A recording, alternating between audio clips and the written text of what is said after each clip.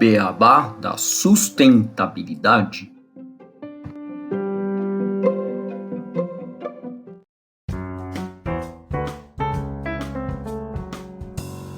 Então vou começar, tá? Bem-vindos ao podcast O Beabá da Sustentabilidade. Este é o episódio 158, Construindo Soluções Sustentáveis, o impacto da parceria entre Teto Brasil e Softs. E para falar desse tema aqui no Beabá da Sustentabilidade, eu e o Renato Gatti, a gente vai receber o Igor Mello, que é gerente social da Teto Brasil, e a Késia Matos, que é gerente ESG da Softs. Tudo bem, Igor? Tudo bem, Késia? Como é que vocês estão? Oi, pessoal. Obrigado pelo convite novamente. Tudo ótimo e ansioso aqui pela nossa conversa. Olá, por aqui tudo bem? Desde já, obrigada pelo convite e, assim como o Igor, ansiosa também para falar aí dos nossos avanços, das nossas parcerias. Excelente. Muito bom. Olá, Gustavo, Igor, Késia e a todos que estão aqui nos escutando. Muito bom a gente estar podendo fazer essa conversa, né, conhecer um pouquinho mais dessa parceria entre as empresas, né, o impacto que ela está trazendo aí para o nosso país. E antes da gente entrar nesse bate-papo, vamos fazer uma rápida, né, introdução aqui. Que, né, no Brasil, né, de acordo com dados do IBGE, a gente possui mais de 13 milhões de pessoas, né, vivendo aí em situação de extrema pobreza, especialmente em áreas urbanas, como favelas, né? Nesse contexto, né, a Teto se destaca, né, enfrentando esse desafio, não apenas construindo moradias, mas também implementando soluções para melhorar a qualidade de vida nessas comunidades. E, né, a gente tem aí recentemente uma parceria estratégica entre a Softs e a Teto, né, que tem colaborado na implementação desses projetos, né, principalmente falando de higiene e saneamento. E é aqui o que a gente vai bater um papo hoje, né, conversar um pouquinho mais a respeito sobre a atuação, né, dessa parceria, né, e das duas empresas aqui no nosso país. E para a gente, então, iniciar essa conversa, eu queria, primeiramente, né, que vocês, Igor, Késia, falassem um pouco mais da atuação das empresas, né, para os nossos ouvintes poderem conhecer um pouco da Teto, um pouco da Softs. Deixo aí, talvez, o Igor ou a Késia, enfim, quem quiser conversar aí. Acho que podemos começar com a Késia, pode ser, Igor? Depois. Pode, claro. Vamos lá, vamos. A Softs, ela é uma empresa, uma indústria, né, de bens de consumo, e ela tem operações em 8 países da América Latina. Então, hoje os negócios são os negócios de tixo, que a gente fala, que aí são os produtos, né, a produção de papel, né, para higiene, que aí é papel higiênico, a gente está falando de papel toalha, de guardanapo. A gente também tem aí o nosso pilar, o nosso segmento de personal care, que é onde a gente faz fralda adulto, fralda infantil, absorvente feminino, máscaras, que a gente produziu bastante também durante a pandemia. E a gente também tem o nosso negócio voltado para empresas, que é a parte de Elite Professional, né, que são aqueles dispensers que quando vocês vão aos restaurantes, aos hotéis, né, hospitais, então a gente cuida dessa linha dos banheiros institucional também. Aqui no Brasil, a gente está presente em 5 regiões, com 5 fábricas, né, com 2 aquisições de 2 empresas relevantes nos últimos tempos, né, de 2019 para cá. E no Brasil, aqui a gente está falando de uma média aí de 4.000 colaboradores.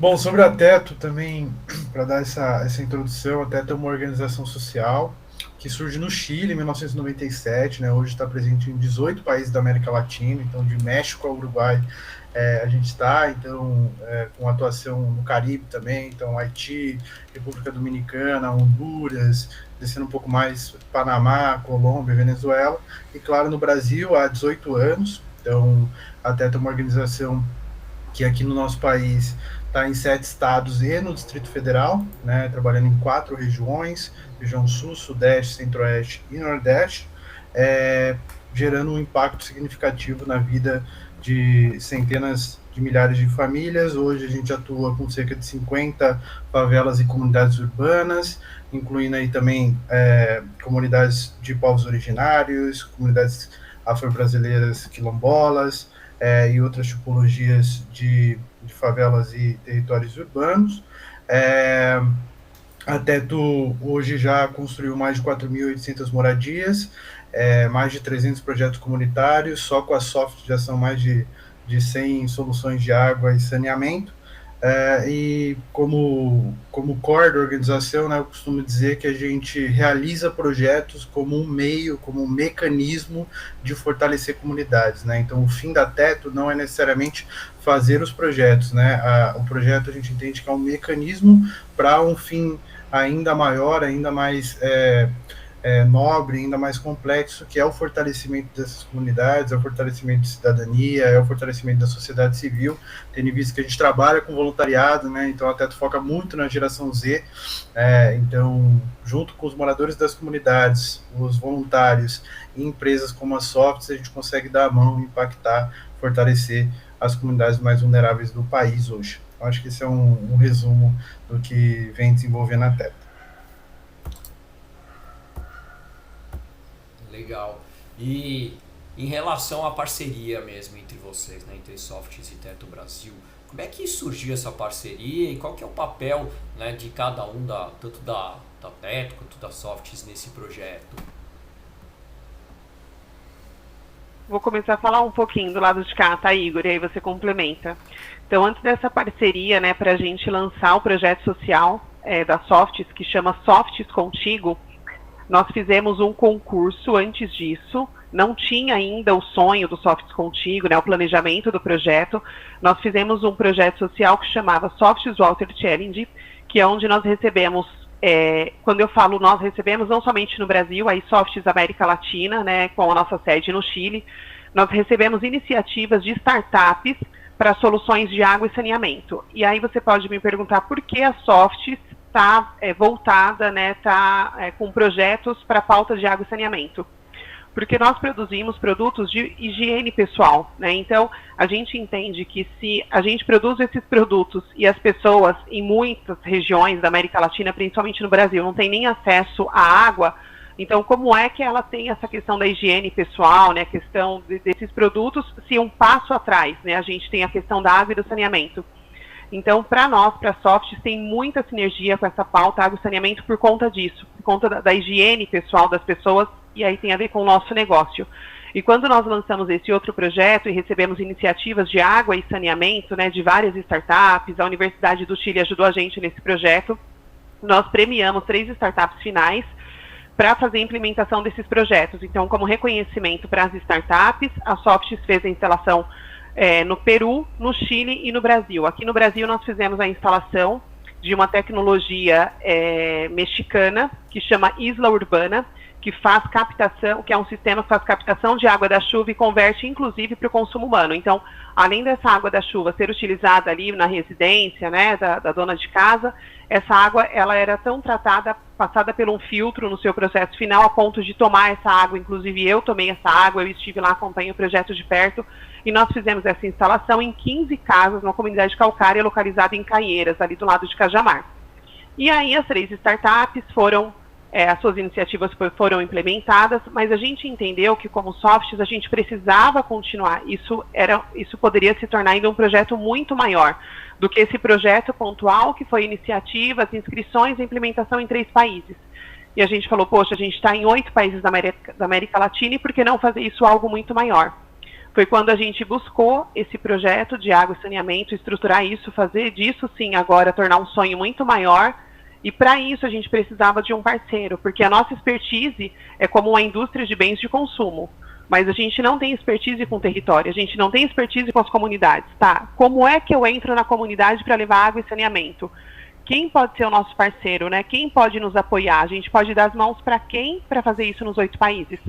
Foi aí que a gente encontrou a Teto, que também é uma ONG chilena, com sede no Chile, e aí o Igor continua a história.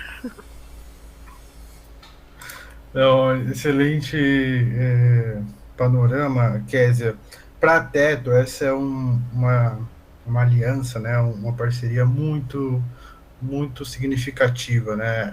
É a maior parceria regional da história da Teto. só para vocês terem uma ideia, né? Então, é um projeto muito, muito ambicioso, assim, no melhor dos sentidos, né? É um planejamento de mais de 5 anos para entregar 2.000 soluções de água, pelo menos, água e saneamento, nas comunidades mais vulneráveis da América Latina, né? O Brasil desponta como um país-chave, né? Vai ser o país, junto com o México, que mais soluções vai entregar ao longo desses 5 anos. Como eu comentei, já são mais de 100 ao longo desses últimos 3 anos. Só para 2024 a gente tem mais 60 soluções impactando diversas comunidades nos 7 estados e no Distrito Federal. E como eu falei, né, uma aliança que de fato faz com que a Teto passe a acessar um novo patamar de impacto, porque a gente entende que a água é um direito básico, né? Quem precisa beber água agora, assim como quem precisa comer agora, quem precisa ter moradia, precisa morar agora, e a Softs vem possibilitando que a gente, de fato, leve um impacto muito significativo. A gente trabalha em comunidades hoje que ou não tem nenhum acesso à água, né? Então, vão pegar essa água em poços, em outras fontes que a gente não consegue assegurar a qualidade dessa água.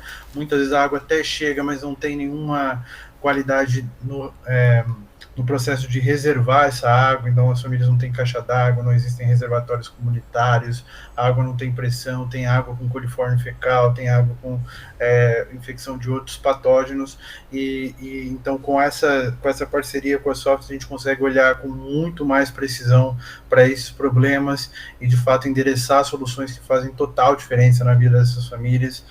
Hoje no Brasil a gente tem cerca de 5 milhões de pessoas que não têm acesso a banheiro, por exemplo. A gente vem construindo dezenas de banheiros com a Softs, a gente vem trazendo também soluções de saneamento como biodigestores, que produzem, além de tratar, né, os resíduos de esgoto, também vão fornecer adubo, vão fornecer fertilizante para a gente poder trabalhar com segurança alimentar, com processos de sustentabilidade no entorno e dentro da comunidade, produção de biogás também. A gente, com alguns biodigestores, vem conseguindo trazer, né, um biogás que corresponde a 1 botijão de gás por mês para muitas famílias, ou seja, um portfólio muito amplo de soluções, como a Kézia falou, que vai desde as soluções de captação de água de chuva até os reservatórios comunitários, distribuição de água, né? Então é um processo de projeto muito refinado, né, que é possível graças a essa parceria, e claro, ao processo, ao trabalho social que a Teto executa, né, como eu falei no começo, a Teto não é uma construtora de projetos, né, é uma organização que tem o projeto e o trabalho em rede e o voluntariado como um mecanismo de fortalecimento dessas comunidades. Então, a cada projeto a gente inicia um processo social meses antes com a comunidade, né? Normalmente são comunidades que a gente já vem trabalhando há alguns anos, né? Ou seja, já tem um laço, já tem um vínculo construído que facilita o acesso de qualquer empresa, de qualquer outra pessoa interessada a fazer ações com a gente. Então, o papel da Teto está muito centrado nisso, né? Em qualificar, né? Levar soluções tangíveis, materiais para esses territórios, associada a tecnologias sociais, a tecnologias que vão ter um impacto também subjetivo no bem-estar dessas pessoas, no desenvolvimento de identidade, de organização, participação, pertencimento, né? São questões que são muito significativas para o fortalecimento cidadão desses territórios, e como também comentei, do voluntariado que eu tenho certeza que é transformado, né? A Softs leva os colaboradores delas para essas atividades, e nessas atividades, com certeza, há uma transformação mútua, né? A transformação da comunidade, a transformação das pessoas que colaboram com a gente. Muito, muito bom, Igor, que acho bem interessante, né? A gente conhecer essas parcerias. Eu, no momento, né, estou fazendo mestrado, tô como monitor de uma disciplina de negócios sociais. E uma das coisas que a gente conversa muito é sobre a parceria entre empresas e ONGs, né, para promover essa melhora para a comunidade, né, trazer esse impacto, e de fato isso faz a mudança, né, no nosso país. Eu queria entender como que vocês qual que é o impacto, né, que vocês esperam entre essa parceria, se vocês fazem algum tipo de mensuração dos resultados que estão sendo implementados, né, e o que vocês veem de curto, médio, talvez longo prazo, né, tanto para as comunidades como para as empresas, né, para vocês, para Teto, para Softs. Sim, eu acho que aí o impacto para as comunidades, o Igor pode falar um pouquinho melhor, mas eu posso falar do impacto de porta para dentro, que é a nossa outra comunidade, que são os nossos colaboradores, né? Então, quando a gente fez esse projeto, talvez seria até mais cômodo para a Softs fazer assim, olha, a gente faz uma parceria com a Teto por 5 anos para levar 2.000 soluções de água e saneamento, né, até 2026, em 8 países da América Latina, onde a Softs tem operação. Então, olha, Teto, está aqui o nosso investimento financeiro, foi um investimento bem significativo para esse pilar de água e saneamento, está aqui, então, a Teto tem uma rede de voluntariado super grande, expansiva em várias regiões. Aqui em São Paulo, quando a Teto, por exemplo, abre aí um voluntariado para uma construção, a gente sabe que esgotam rápido as construções, então a gente sabe que a Teto não teria dificuldade de mão de obra para implementar esses projetos, a parceria da Softs, para fazer acontecer isso no território. Só que para nós, Softs, também foi uma grande oportunidade, porque a gente startou o nosso projeto de voluntariado corporativo. Então a gente falou, ok, além do investimento financeiro para a Teto, só que é o seguinte, Teto, a mão de obra é nossa. A gente quer estar nos territórios, a gente quer acompanhar isso com vocês.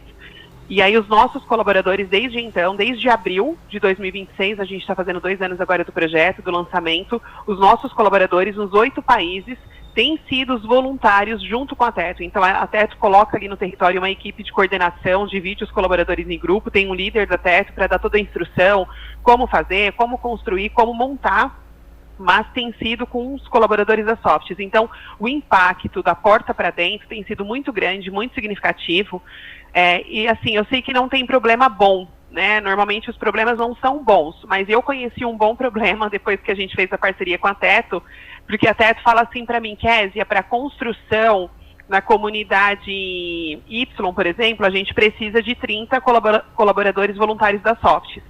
E nós abrimos inscrição, assim como a Teto faz isso externamente, a gente abre inscrição interno, e o bom problema que eu tenho é que eu sempre tenho mais colaboradores interessados do que realmente precisa. Então, assim, a Teto me fala que precisa de 30, eu tenho 50, 60 pessoas. Teve alguns casos que nós fizemos sorteio, para ter um critério justo de participação, nós fizemos sorteio. Ou outras situações, a gente abraça esses colaboradores excedentes do que a Teto realmente precisa para a construção, mas a gente ativa uma outra ação na comunidade para que esse colaborador tenha ali alguma atuação. Então, por exemplo, a gente vai fazer uma atividade com as crianças, a gente combina com a Teto. Teto, enquanto 30 pessoas estão na construção, 40, dependendo da quantidade de solução de água e saneamento, será que eu posso levar colaboradores a mais para ativar uma ação com as crianças, para fazer um trabalho de pintura, né? A gente tem convidado outros parceiros para ativar outras ações durante a construção. Trata Brasil, por exemplo, acho que vocês conhecem, o instituto que cuida aí dos dados de água e saneamento do país. Então vamos fazer uma atividade lúdica com as crianças e os colaboradores trabalham como voluntários monitores com as crianças. Ou vamos ativar um bate-papo com as mulheres, né, sobre saúde da mulher, higiene menstrual, já que eu produzo absorvente e no final eu fazer uma entrega de absorvente. Então, para não deixar os colaboradores de fora, a gente tem tentado ativar outras ações dentro da ação com a Teto, de modo que todos esses colaboradores se sintam bem envolvidos. Então, porta para dentro, o impacto tem sido assim muito acima do que a gente esperava. Sobre o impacto nas comunidades, sobretudo, né? Tudo começa com como a Teto seleciona as comunidades com as quais a gente vai trabalhar. Como também comentei, são comunidades onde já existe um trabalho recorrente. A gente tem uma tecnologia social que a gente chama de mesa de trabalho, né? Então essa mesa de trabalho é uma equipe fixa da Teto que assessora a comunidade junto com os moradores locais. Se forma essa mesa de trabalho que prioriza projetos, que escolhe os projetos que vão ser implementados naquela comunidade. Ou seja, se eu for fazer uma comunidade, por exemplo, Quilombo Quingoma, na Bahia, fica ali em Lauro de Freitas, próximo de Salvador. Por mais que seja uma solução de água, eu vou conversar com essa comunidade na mesa de trabalho para entender, bom, mas qual tipo de solução de água melhor funciona para cá? Pô, vocês acham que seria a água de chuva, ou a gente está tendo um problema com encanamento, a gente está tendo um problema com contaminação de água, e junto com a comunidade a gente vai definir os parâmetros desse projeto. Junto a isso, que a gente chama essa parte de um diagnóstico participativo, qualitativo, a gente também tem um diagnóstico quantitativo, então a gente vai aplicar um questionário, uma enquete elaborada por nós, com o apoio da Soft e universidades, para fazer um diagnóstico quantitativo da situação de água em um setor da comunidade, ou em uma família específica, para também priorizar os setores e as famílias que mais necessitam de uma solução. Com isso, a gente faz toda essa execução dos projetos. A gente estima que das 2.000 soluções, estamos falando aí de um impacto na vida de pelo menos 40, 50 mil pessoas na América Latina. No Brasil é um impacto que vai chegar e vai ultrapassar as 10 mil pessoas impactadas ao longo desses 5 anos, então é um impacto bem significativo, devido a esse portfólio de soluções e essas realidades que a gente escolhe para trabalhar. Além disso, a gente tem um processo de monitoramento das soluções, que vão desde uma enquete posterior, 2, 3 meses depois da implementação das soluções, para já entender como que ela está se comportando ao longo do tempo, como existe esse trabalho contínuo nas comunidades ao longo dos próximos anos. A gente também vai acompanhando, na maioria das comunidades, como que as soluções vêm sendo utilizadas, etc. Então, existe essa mensuração de impacto com várias perspectivas, o impacto na vida da família, o impacto no contexto comunitário, o impacto global do projeto, o impacto da solução na vida do colaborador e na vida do voluntário da Teto, que também vai poder dar um feedback, vai poder avaliar a atividade. Quase todo mundo quer voltar depois para uma próxima atividade. Então, existe toda uma sistemática aí de avaliação dessas iniciativas a nível comunitário, a nível institucional, que é fundamental para projetos de sustentabilidade, é fundamental para projetos de ESG. Então, a gente entender essa relação do investimento com o impacto é crucial, assim, para que a gente consiga acessar cada vez mais novas oportunidades que levem mais soluções para esses territórios. Legal. Queria fazer um comentário já, colocando como uma pergunta. Quer dizer, você falou bastante, de como vocês escolheram tratar, da razão de como vocês escolheram tratar de saneamento, com a relação que tem com o link que vocês fizeram com o negócio da Softs, Há uns 3 episódios atrás, a gente trouxe um episódio que a gente explicou para os nossos ouvintes, para os nossos espectadores, como funciona a matriz de materialidade. E eu acho que é legal a gente trazer aqui um exemplo prático para eles. Assim, vocês usaram esse tipo de ferramenta? Como é que foi nesse processo de construir o que era relevante para vocês em termos de sustentabilidade, de ESG? Sim, desde o início, quando a Soft teve a intenção de fazer esse projeto, de água e saneamento, teve estudos tanto do tema quanto do próprio parceiro, quem seria, se seria a ONG, se seria um outro parceiro, mas isso para nós estava muito claro desde o início, atrelado ao nosso negócio, por conta das necessidades que a gente vê, e aí a gente pode até misturar, aí seria um outro fórum, até estudos de marketing, por exemplo, quando a gente vê que o Brasil ainda está muito atrasado em relação à utilização dos produtos, de quanto usa um papel toalha, uma pessoa no Brasil, uma pessoa no Chile. Então a gente sempre sentiu que essa questão da higiene é uma dor, e não era só para o Brasil, era para toda a América Latina. E quando a gente fala assim, por exemplo, eu produzo também hoje sabonete em barra, sabonete líquido, Quando a gente fala da higienização das mãos, então, ok, a gente vai ter produtos desde um produto mais simples, de um produto mais premium, para a gente pegar todas as pessoas, as categorias da comunidade, enfim, toda a classe social, Mas se eu falo de eu ter o sabonete para as pessoas lavarem as mãos, né, para higienizar as mãos, mas as pessoas não têm água. Então, assim, como é que eu consigo falar do meu produto? Como é que eu consigo chegar do meu produto? Como é que eu consigo ter capilaridade, né, em todos os níveis sociais, se a gente está muito atrasado com a questão de água e saneamento? E aí, água e saneamento também, né, como o nosso CEO sempre diz aqui, o Luiz Delfim, na Softs no Brasil, o saneamento, principalmente, é um assunto que vai embaixo da terra, né? Então, é um assunto que não tem muito interesse político no primeiro momento, no interesse de outras empresas privadas, porque o saneamento é um assunto muito falado, mas ele é pouco visto. A gente não consegue fazer muito barulho do tema saneamento, porque justamente ele vai embaixo da terra. E a gente vê, né, em algumas épocas do ano quando esse assunto vem mais à tona. Então a Softs não teve dúvida desde o primeiro momento que seria a questão de água e saneamento. Porque se eu forneço sabonete e as pessoas não têm água para lavar a mão, não dá certo. Se eu produzo absorvente feminino e as meninas não têm água na comunidade para tomar um banho, então como é que ela vai fazer uso do absorvente se nem a água para tomar o banho, para fazer a higiene pessoal ela tem? Então isso desde o primeiro momento, mesmo com estudos, ou mesmo com outras discussões, com outras pesquisas e etc. que foram feitas pelo corporativo, mas é um tema que desde o início foi muito claro. A gente precisa de água e saneamento. A gente não teve dúvidas, não teve um outro assunto que permeou para a gente chegar nessa decisão. Eu tenho... Não sei se... Pode, Gustavo. Eu tenho uma pergunta, mas é mais pro Igor. Vou mudar um pouco aqui. Não, eu só ia comentar que em relação a isso, né, é legal quando você já tem uma visão bem clara e, assim, nesse momento o envolvimento que vocês fizeram foi interno ou já olhando partes interessadas, tal, para definir esse tipo de ação que vocês iam fazer? A gente, o projeto do Softs Water Challenge, que foi antes do Softs Contigo, que foi aquele projeto pontual, como eu disse para você, foi só um projeto, a gente concluiu e fechou, não foi um projeto duradouro, com tantas parcerias, ele nos trouxe também muitos dados e indicadores por parte, imagine, teve mais de 400 inscrições de startups para os temas de água e saneamento.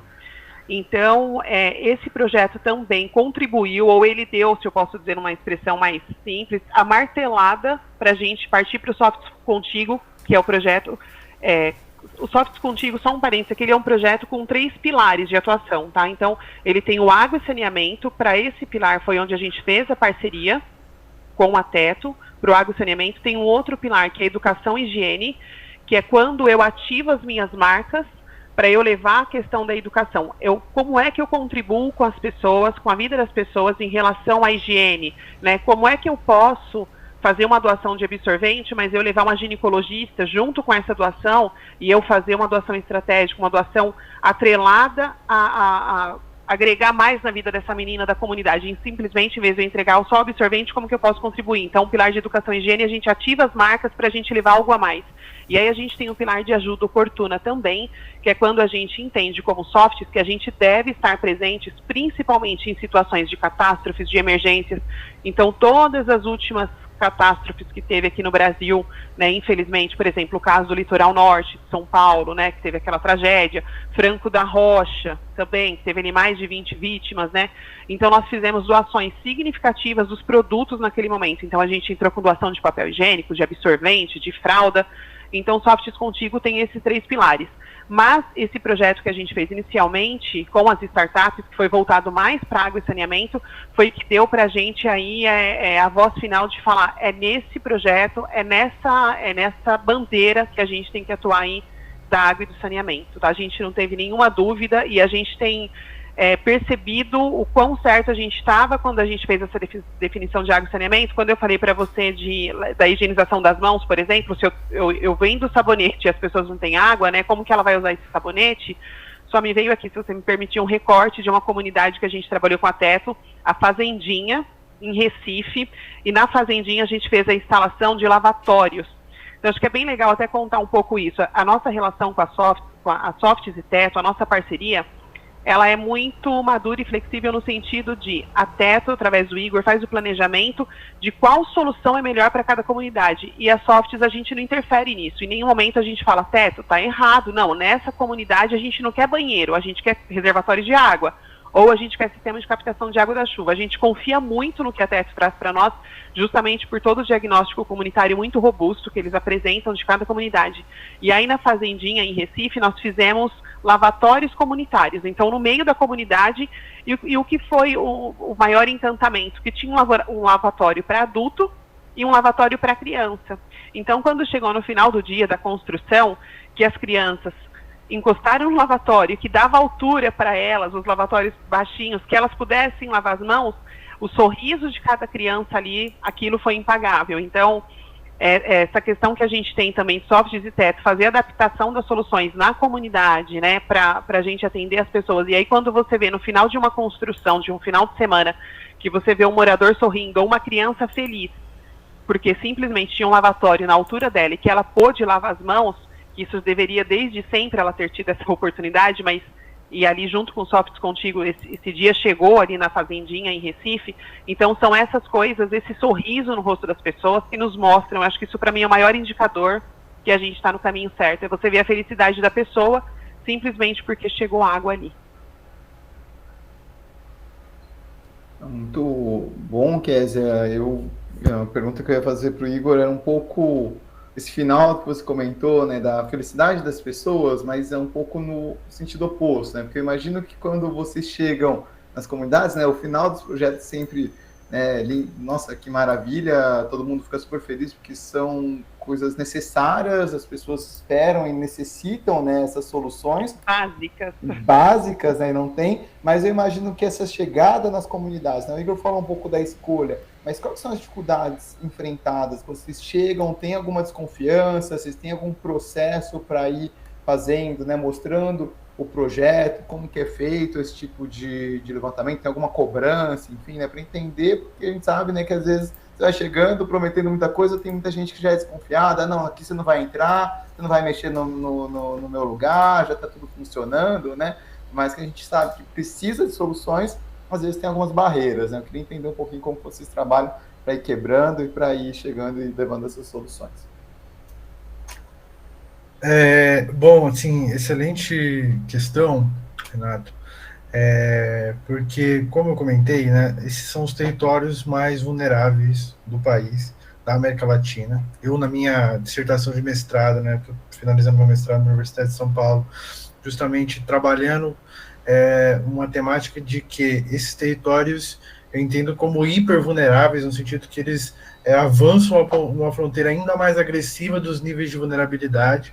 Isso vem associado com o aglutinamento, né, de muitas camadas de problemas, associada com uma desorganização. Então são comunidades que muitas vezes não têm uma associação de moradores, são comunidades que às vezes não são tão recentes, mas têm tantas dificuldades para lidar, que não tem nenhum espaço para poder pensar em conjunto, soluções para aquele território, chega muita gente prometendo coisas, então todo mundo fica meio desconfiado, né? Então são comunidades marcadas por essas promessas que não se concretizam, às vezes por má fé e muitas vezes porque é difícil realmente fazer uma solução. Então muitas organizações, empresas chegam bem intencionadas para trabalhar com esses territórios, mas é muito complexo esse trabalho para os territórios e para as organizações que trabalham com eles, né? Então até tem essa expertise de aí mais de 20 anos nessa temática, isso é fundamental, né, para trabalhar com esses territórios. Então, o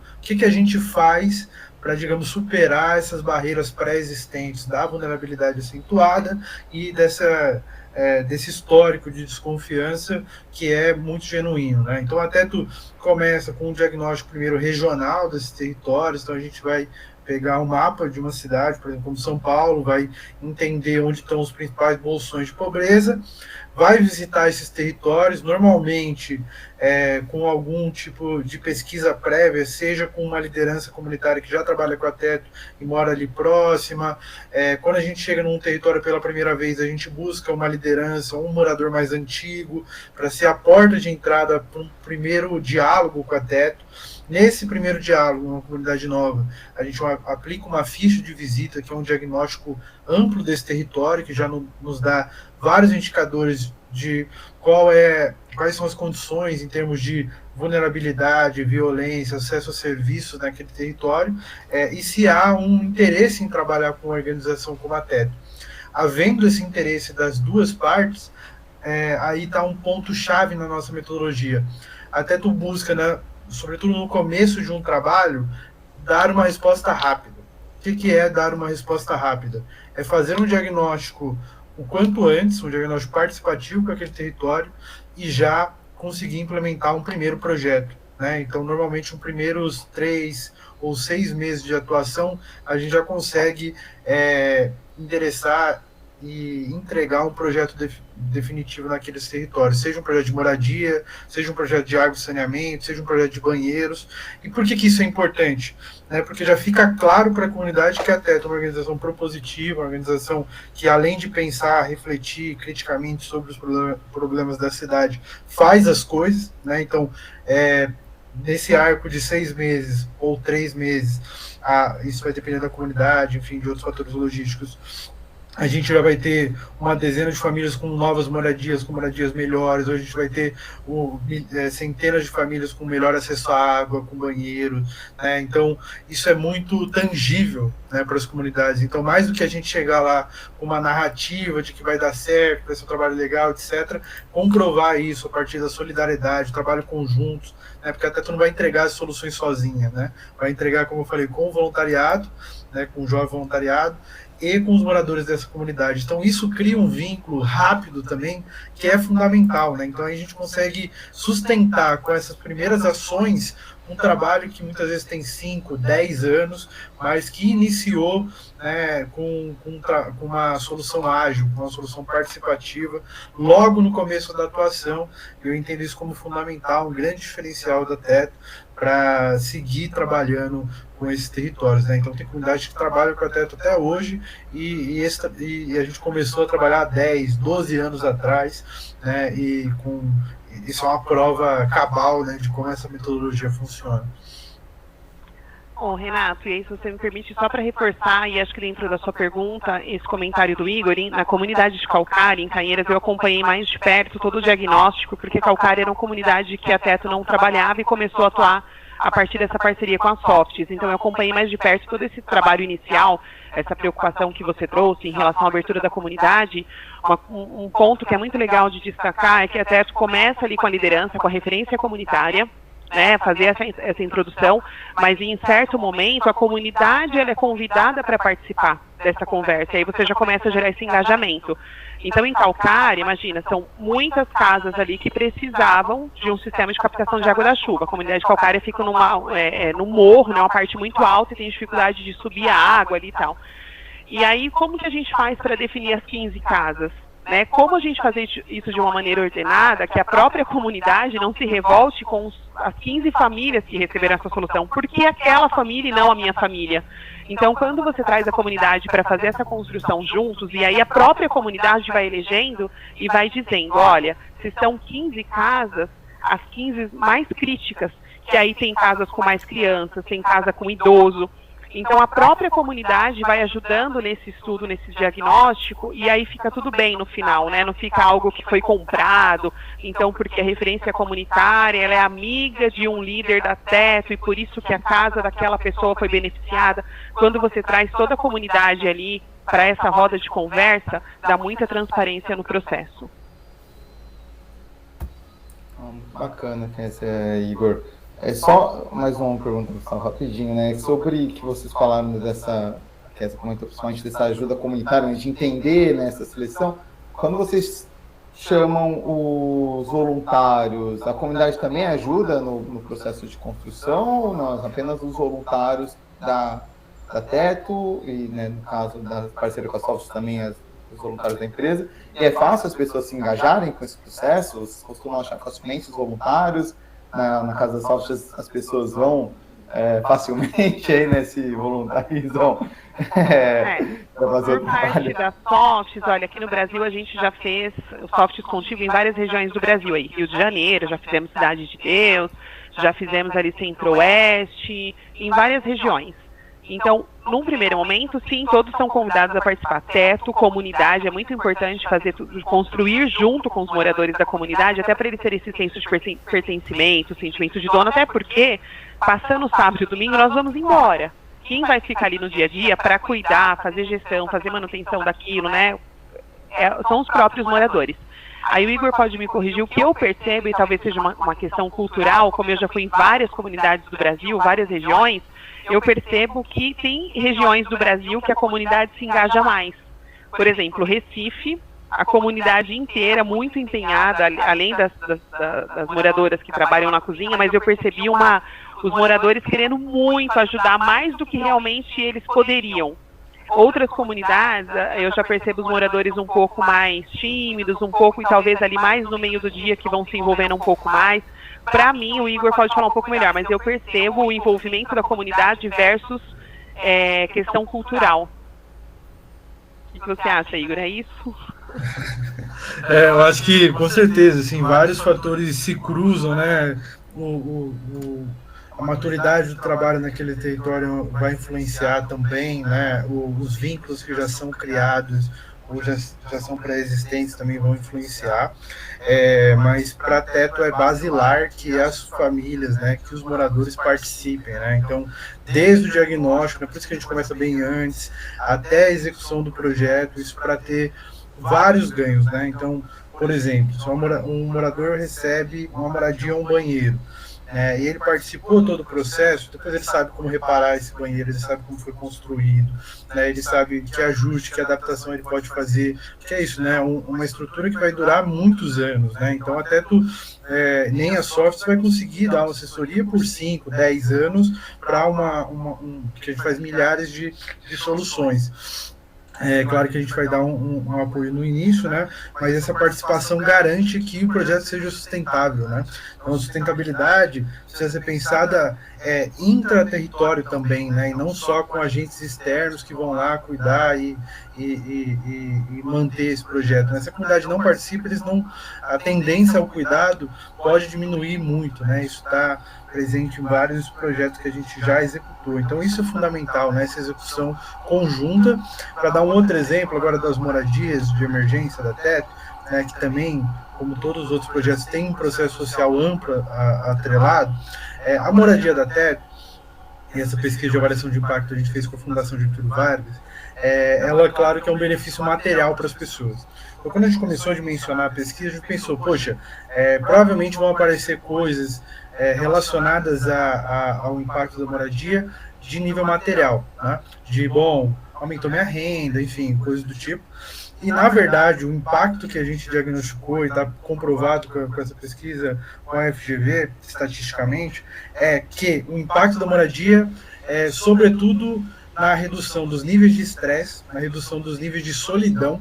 Então, as famílias se sentem menos sozinhas, porque ao longo de um processo social forte como o da Teto, a gente escuta, a gente está junto, a gente está todo final de semana, né? Então, são famílias que muitas vezes não tiveram a oportunidade de alguém de sentar e falar, eu quero ouvir sua história, quero saber mais sobre você, genuinamente. As suas famílias estão tão invisibilizadas que as suas emoções, a sua subjetividade está invisibilizada também.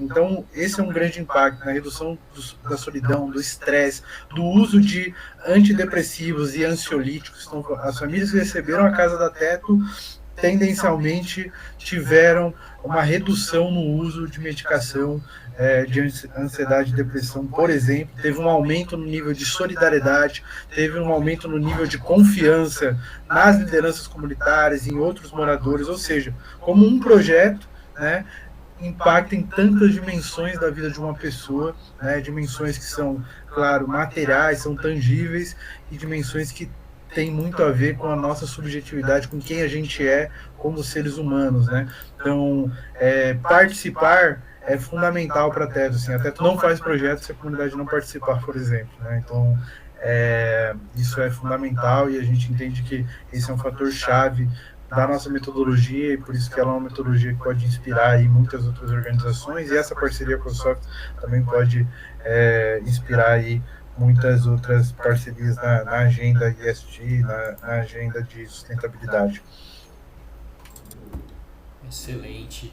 Eu acho que a gente está chegando já próximo aqui do nosso final. Eu queria deixar mais uma pergunta em relação aos desafios, né, para implementar esse tipo de projeto, né, tanto do lado teto, do lado softs, e tanto do lado de tecnologia, como para operacionalizar mesmo um projeto como esse, para deixar, para a gente clarificar um pouco esse nível de desafio que vocês enfrentam, né? Porque a gente sabe que não é fácil implementar projetos aqui no nosso país, né? E na América Latina como um todo também, mas eu queria que você trouxesse esses principais desafios que vocês enfrentaram.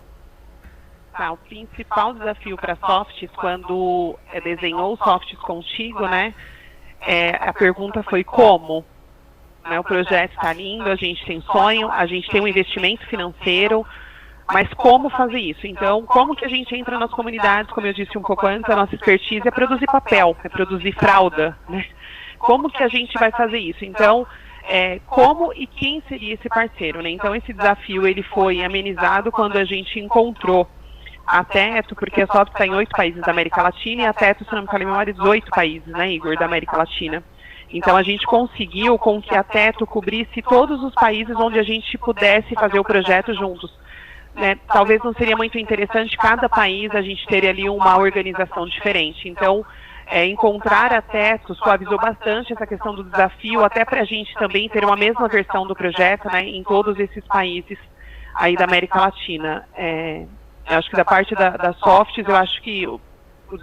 e aí uma outra questão para a gente também, que aí foi muito fácil a gente ter isso com a Teto, a gente queria, como você disse, tecnologia, né? A gente queria trazer tecnologias também para o projeto, a gente não queria fazer somente algumas soluções simples, a gente queria ser ousado, né? Queria experimentar outras, e aí através da Softs, junto com a Teto, a gente encontrou um parceiro, que é uma tecnologia israelense, que é a Home Biogas, que faz banheiros com biodigestores. Então, banheiros já estava no nosso plano. Ok, a gente vai fazer construção de banheiros, né, nas comunidades. Mas quando a gente conheceu a tecnologia israelense, essa da Home Biogas, a gente pensou, ok, agora a gente tem um banheiro e que aí a gente vai ter a gente tem um equipamento, a gente tem um biodigestor que vai fazer o tratamento desse dejeto humano e vai gerar gás de cozinha. Então, opa, isso aqui já é algo mais interessante, é um plus do banheiro. E aí a gente já fez isso aqui no Brasil, por exemplo, numa comunidade indígena, chama Tecuá Itacupé, localizada no bairro do Jaraguá. E para a comunidade indígena fez muito sentido, foi incrível essa solução, porque eles têm uma cozinha comunitária. Então imagina, a gente fez a construção dos banheiros com biodigestor e gera o gás de cozinha. Então hoje eles deixaram de comprar lá botijões de gás, que a gente sabe que não está muito barato, e a comunidade hoje está usufruindo ainda dessa outra, né, desse plus do banheiro, que é o gás para cozinhar. Então, as tecnologias, eu acho que tanto para Softs quanto para Teto, ao longo da nossa parceria até 2026, a gente está com um olhar bem ligado para isso, né, o que o mercado está trazendo de novidade, de tecnologia na questão de sustentabilidade, para que a gente também possa apresentar a Teto. A gente gostaria muito de ter essa solução. Como a gente vai fazer? Então, a gente faz um bate-papo junto a esses parceiros e a Teto nos ajuda a implementar isso no território. Sim, excelente, o Kézia. Eu vou... as dificuldades, assim, são parte do processo, porque costumo dizer também que um problema complexo não tem solução simples, né? A gente tem que criar isso, a gente tem que assim, ter a maturidade, dar as mãos necessárias, a umidade necessária para poder criar um aparato, um arranjo capaz de levar esse tipo de soluções, né? Eu vou dividir, assim, rapidamente em 4 eixos, né, as dificuldades principais, né? Primeiro, assim, com a Softs, claro que não, né? Esse investimento da Softs, ele, assim, como eu falei, é o maior da história da Teto como aliança regional, o que demonstra a relevância disso, mas esse perfil de investimento ainda é raro no Brasil, né? Então, hoje a gente tem com a Softs, isso é muito relevante. Hoje eu inicio o ano sabendo que eu vou conseguir levar 60 soluções para as famílias mais vulneráveis das comunidades, soluções de água e saneamento. Se eu não tivesse um parceiro como a Softs, eu inicio o ano tendo que captar quando eu captar que eu vou conseguir talvez fazer essas soluções. Então, essa é uma grande dificuldade, uma dificuldade social, claro, porque, como eu falei, são territórios, por ser territórios hipervulneráveis, eles aglutinam muitas vulnerabilidades, né? Então você tem, por exemplo, a questão das mudanças climáticas, né? Então são comunidades que são muito mais afetadas por fatores climáticos extremos. Então quando acontecer uma enchente, né, tudo que eu estou desenvolvendo com a comunidade deixa de ser prioridade. A prioridade é salvar as famílias da enchente, é dar uma resposta para a família que sofreu uma enchente, incêndios, né? Você tem também questões institucionais, né? Você tem ações muitas vezes truculentas do Estado que são difíceis para essas famílias lidar, né? Você tem outras questões que são muito complexas, que incidem sobre esses territórios, o que dificulta o trabalho, né? Então, muitas vezes, o processo social ele vai ser um pouco fragmentado devido a essas grandes contingências que acontecem em territórios muito vulneráveis.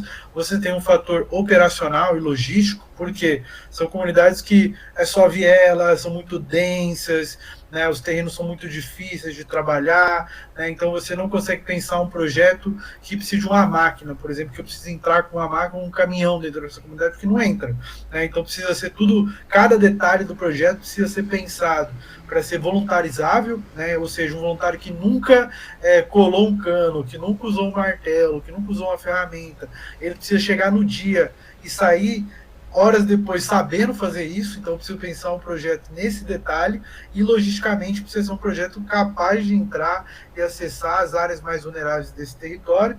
E você tem, por último, um fator urbanístico, jurídico, que também é complexo, né? São comunidades muitas vezes mais distantes, né? São comunidades muitas vezes isoladas, são comunidades muitas vezes que têm problemáticas jurídicas e fundiárias que podem dificultar a execução de determinados projetos, né? Ou seja, existe um panorama que torna ações como essas muito complexas, né? Então, para quem está ouvindo a gente, de como é importante a gente dar as mãos, reconhecer o trabalho de organizações que fazem isso há muito tempo, porque existe um acúmulo de experiência, existe um acúmulo científico, inclusive, no trabalho com esses territórios, que é fundamental para que a gente possa canalizar o interesse, a boa vontade da sociedade civil, das empresas com as suas áreas de sustentabilidade, responsabilidade social, ESG, de uma maneira efetiva para esses territórios e precisa, né? Então, essas dificuldades, elas dão um pouco do contorno do que é fazer esse trabalho, mas a gente consegue, claro, superá-las quando a gente dá a mão, quando a gente faz um trabalho em rede qualificado, quando a gente tem na nossa equipe pessoas qualificadas, porque é isso, não tem resposta fácil para problemas complexos, então a gente precisa criar essas respostas de mãos dadas. Muito bom, parabéns pela parceria entre as empresas, né? A gente vê potencial transformador que esse tipo de parceria pode trazer aqui para o nosso país. Queria agradecer a participação da Kézia, do Igor, né, da Softwares e a Teto aqui. Eu já vou dar o meu tchau para os ouvintes aqui, quem está nos escutando, mas eu vou deixar a Kézia e o Igor se despedirem, dando aí uma mensagem final, nesses minutinhos que nos restam aqui. Perfeito, obrigada pelo convite. E aí eu quero fazer um convite para vocês também, se vocês aí, o Renato, o Gustavo, né, quem mais puder nos acompanhar, sábado, agora dia 27, estaremos na comunidade indígena Pindomirim, no Jaraguá, fazendo construção de banheiros. Então, se alguém for com vontade aí, quer ver isso em loco, em território, pode vir com a gente, portas abertas. Obrigada. Bom, que excelente menção, o Kézia, são 5 banheiros que vão ser construídos aí com a aldeia Pindomirim. Agradecer mais uma vez o convite, agradecer publicamente mais uma vez a parceria com a Softs, agradecer muito a Kézia por todo o acompanhamento que vem dando para esse projeto fantástico, toda a equipe da Softs Brasil, Softs Latam, a equipe da Teto, obviamente. Acho que o nosso interesse é seguir impactando essas comunidades e é fundamental que a gente realmente forme um ecossistema mais crítico, mais socialmente engajado, mais sustentavelmente engajado nessas questões, porque é isso, né? Quem precisa morar agora, quem precisa comer agora, quem precisa de água agora. Então a gente precisa dar a urgência necessária para esse tema, né? E enfim, como eu disse, muitas vezes dar as mãos para que a gente possa, de fato, impactar da maneira mais efetiva e precisa possível, sempre junto com esses territórios, né? Então, a Teto não faz para as comunidades, faz com as comunidades, faz com o voluntariado. Então, sigam a Teto nas redes sociais, né? Teto, sobretudo no Instagram, né? Teto, @teto.br, né? O site teto.org.br para acompanhar as atividades, para poder participar não só da construção dos banheiros na Pindomirim, mas de outras atividades que a Teto realiza aí pelo país, né? Então, é isso, a gente conta muito com o apoio de jovens voluntários que não são tão jovens assim também sempre são muito bem-vindos. Então, a gente precisa aí realmente, em conjunto, impactar esses territórios. E, mais uma vez, aí, meu muito obrigado pelo convite e pela Soft por essa belíssima parceria. Eu que agradeço, Igor. Obrigado a todos. E, bom, aqui o Beabá é sustentável. Até o próximo episódio. Obrigada, até mais.